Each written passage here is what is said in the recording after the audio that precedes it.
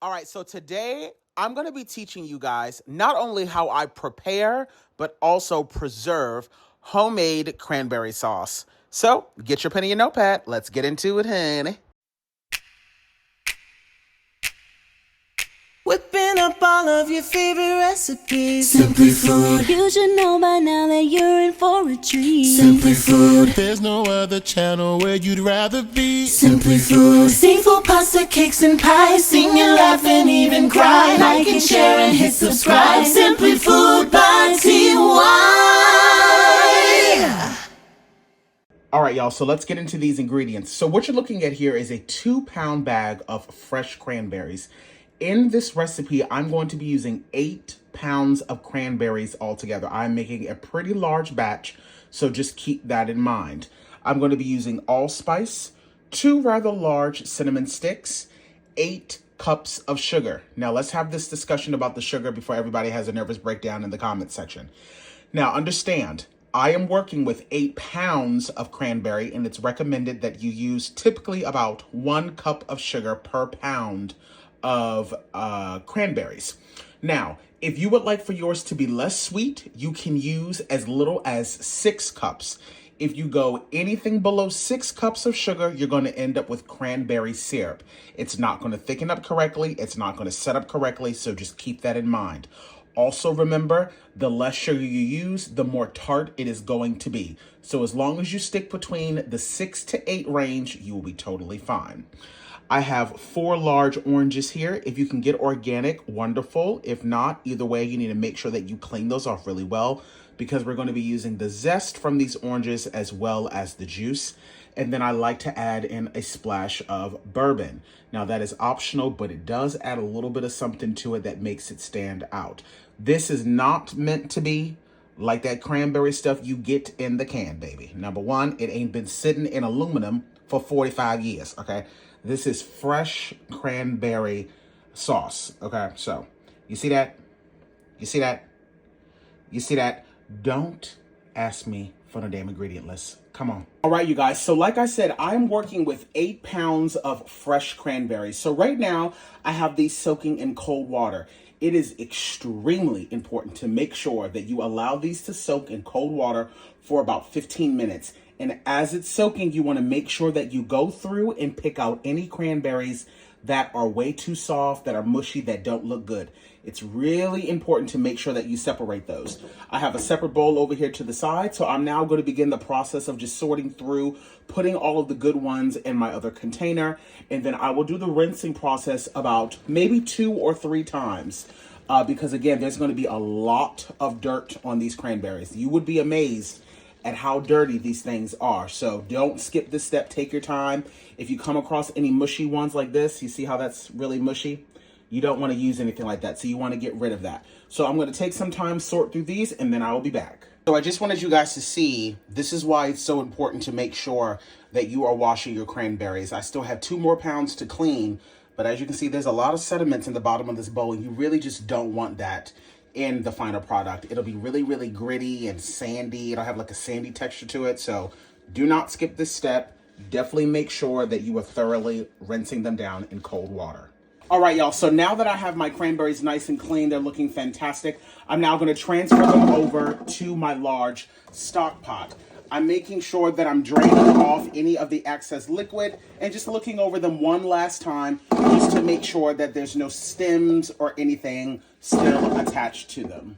Down in the comments section, let me know how many of you guys have ever attempted to make your own homemade cranberry sauce. And if you have, did you prefer the homemade version or do you still prefer the stuff that you buy in the store?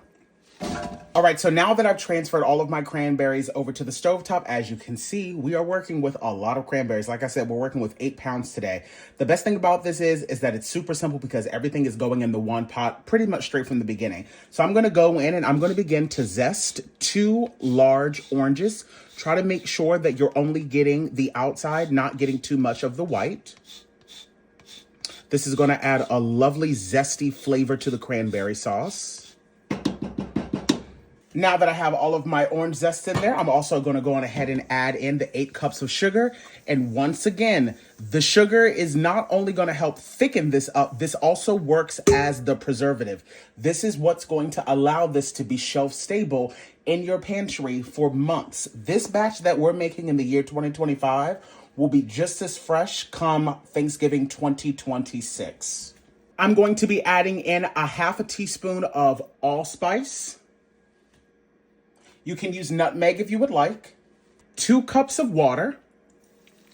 And you're also going to need 2 cups of freshly squeezed orange juice. Now, I use all 4 of my navel oranges to get the 2 cups today. Now that I have everything in the pot, I'm going to go on ahead and turn this on low. I'm going to get myself a big spoon here. And I'm going to give this a really good mix. Now, it's really important to make sure that within the first, 10 or 15 minutes of this, that you are mixing nonstop just to make sure that none of the sugar is sticking to the bottom, because you want to allow all of that water to be released from the cranberries. And if you're stressing thinking that might not be enough liquid, trust me, it will. And now that we've begun the process of starting to make our cranberry sauce, I've gone ahead and filled up my water bath canner here with some water and vinegar, and I have my jars in here already getting nice and sterilized and hot. Remember, a hot product needs to go into a hot jar. So I'm just going to keep this on about a 1 or 2 just so that I can keep it nice and warm until we're ready to can it up. I've also gone and ground my 2 cinnamon sticks down. I'm only going to be using 2 teaspoons. I'm going to give this another good mix. And as the pot starts to warm up, it's going to become a lot easier to mix these around. In the beginning, it'll be a little bit difficult, but trust me, once that water gets released, you'll realize how much easier it really is. All right, you guys, my cranberries are looking absolutely fabulous. You can tell when your cranberries are ready when they start popping. You'll hear them.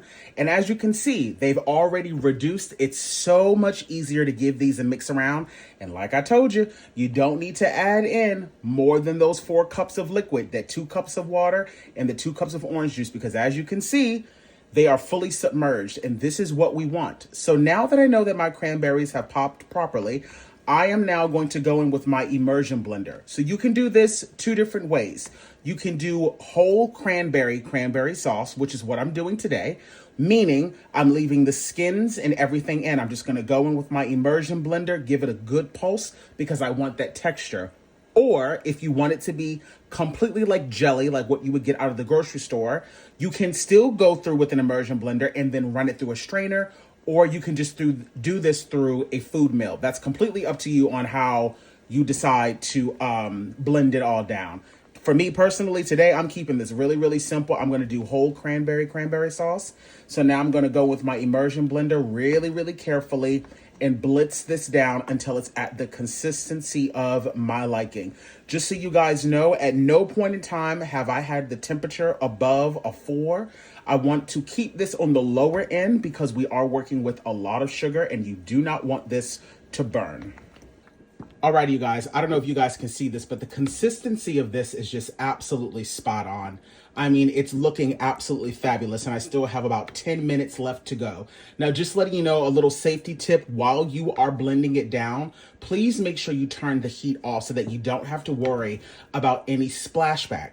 While the heat was off, I added in my 1/4 of a cup of my bourbon. Once again, that is completely optional. The alcohol does cook off, but it does add a great depth of flavor.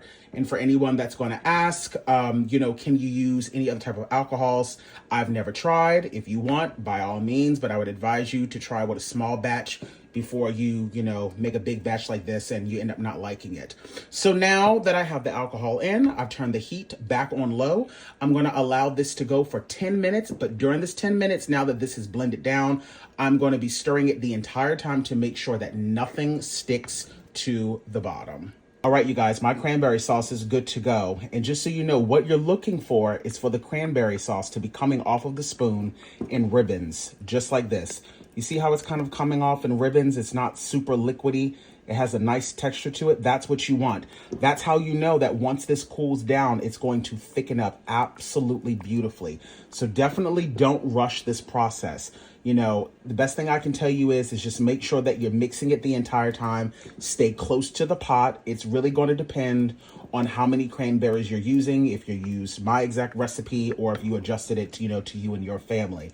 But this is how you know that your cranberry sauce is ready to go once it starts to come off of the spoon and ribbons like this. Alrighty, I'm gonna show y'all how I fill up one of these and then I'll do the rest off camera. You guys know my rule of thumb. I always like to do one jar at a time, especially when I'm working with something that needs to stay really, really hot.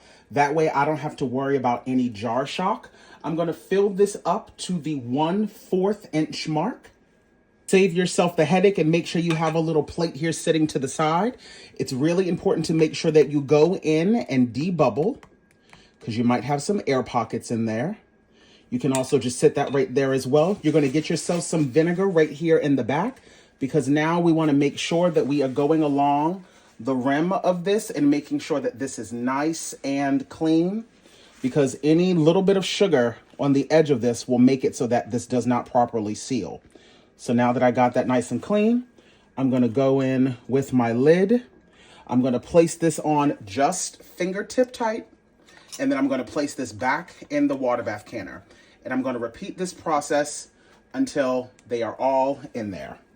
Alrighty, you guys, now that my pot is at a rolling boil, I'm going to set the timer for 15 minutes and allow this to process.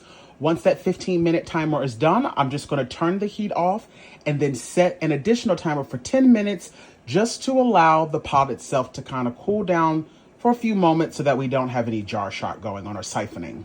Now that I've carefully transferred all of my jars over to a surface lined with a towel, I'm now going to allow these to sit overnight for a full 24 hours so that they can properly seal. I'll see you guys in the morning. Alrighty, you guys, it is now the next morning. So now I'm going to go in and begin my seal check. First things first, you want to go in and remove all of those rings.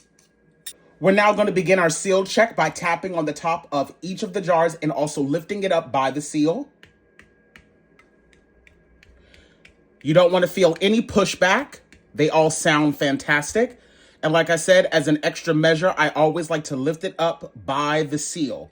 No matter how heavy the contents are within the jar, that seal should be on there. And it looks like we may have a perfect batch. Every single jar has properly sealed. Absolutely amazing. So now I'm going to take these over to the sink.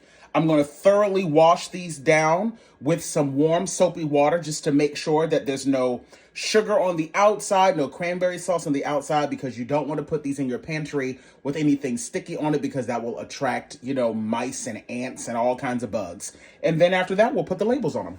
Just like that, folks, I have successfully canned and preserved homemade cranberry sauce. And as you can see, this recipe yielded quite a lot. I have some quarts, half pints, and pint-sized jars here. Some of this I'll be able to give away as gifts for the holidays. The bigger ones I will likely take with me when I go to dinner parties as my contribution. But as you can see, the color of it just looks absolutely fabulous. I left a little bit to the side and I placed it in the refrigerator so that I could show you guys the consistency. So let me grab that out and then I'll show you what it looks like.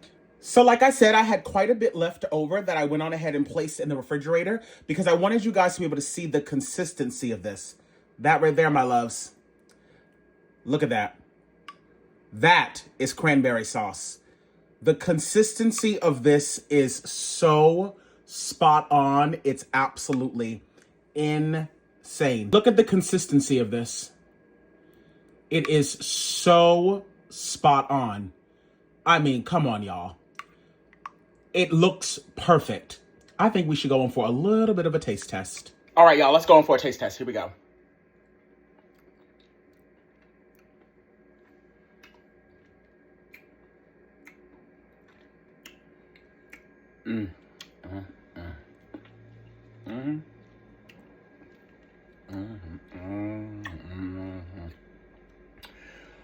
Woo! It is the perfect balance of sweetness and tang. I can taste that underline of the allspice, the cinnamon, that smokiness that's coming from the bourbon. Absolutely fabulous. Try this recipe. You'll thank me later. Playing in the kitchen. Simply Food by TY. We hope that you enjoyed it. Simply Food by TY. If you haven't took the time, make sure you subscribe. Thanks for watching. Thanks for watching. Thanks for watching Simply Food.